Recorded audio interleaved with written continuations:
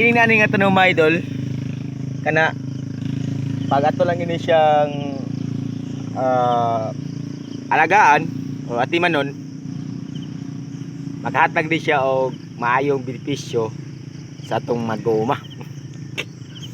Grabe talaga. Nya kining mga tao nga idol, ako lang ini siyang gibugal niya.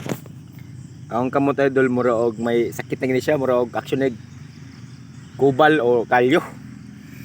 Ani rin na siya. Kaya lisod man sa gayo magpa charming ta, magpa pugi-pugi ta. Nya ang atong bulsa boslot po di ay. Lisod. Pero okay lang kung boslot, ang importante nga.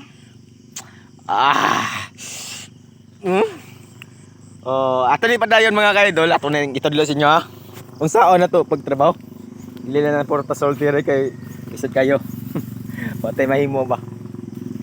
Hindi nga ko share naman eh. Pero abi nyo idol, ako kinig katapang sa inyo kung inyo ning suwayan. Labi na sa mga wag ka mag-eskwela. Pero diskarte lang. May mga diskarte tayo uban. Ato nang i-apply sa tong kagalingon. Nya mo siya, patay ginin sagbot idol sa round up. Nya na yung mga buhing gagmay, pabayaan na siya.